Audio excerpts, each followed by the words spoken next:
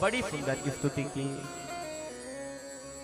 वाणी गुणानुकथने श्रवणो कथाया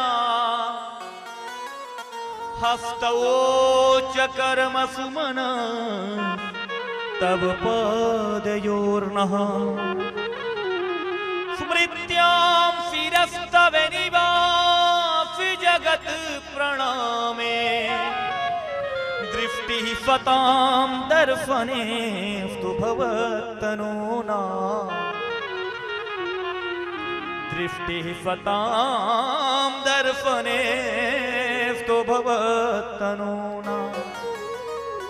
हे प्रभु, हमें हमारे अपराध का बोध है, बस अब यही निवेदन है। वाणी गुणानुकथने, मेरी वाणी निरंतर आपके गुणानुवाद में लगी रहे। श्रवणौ कथाया, हमारे कान निरंतर आपकी कथा को सुनते रहे। हस्तौ च कर्मः, ठाकुर जी मेरे हाथों से आपकी सेवा, आपके प्यारे भक्तों की सेवा बनती रहे। मेरा मन निरंतर आपके चरणों का चिंतन करता रहे।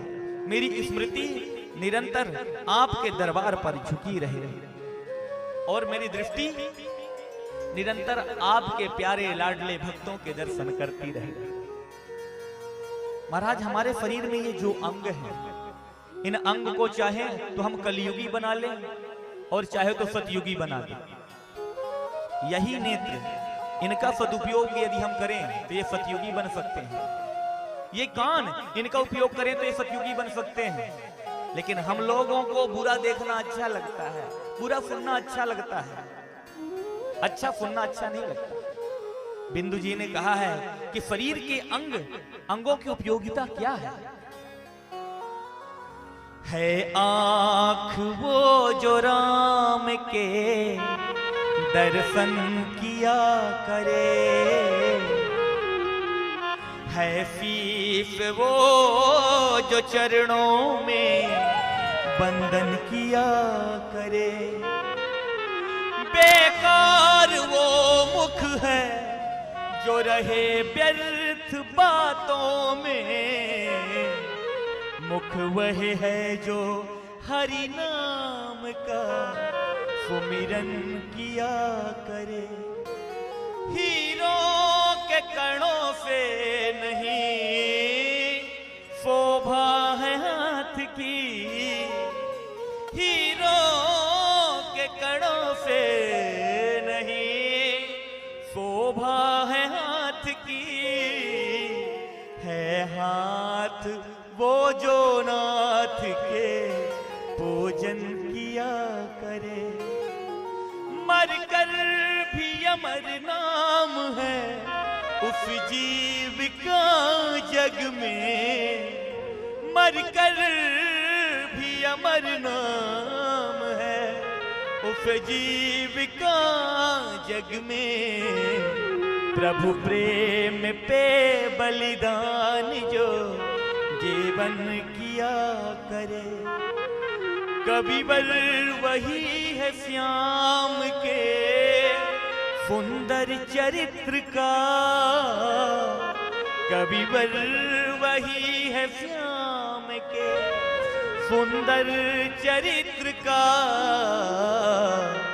रफना है जो रफ नाम के, रफना है जो रफ बिंदु के वर्णन किया करे, है आँख वो जो राम के दर्शन किया करे।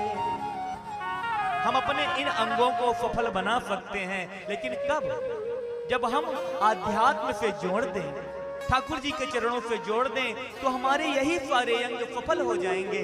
लेकिन यही अंग यदि संसार की सेवा में ही लगे रहे तो एक ना एक दिन तो इन्हें नष्ट होना ही है। बड़ा ही सुंदर इन्होंने स्तुति की।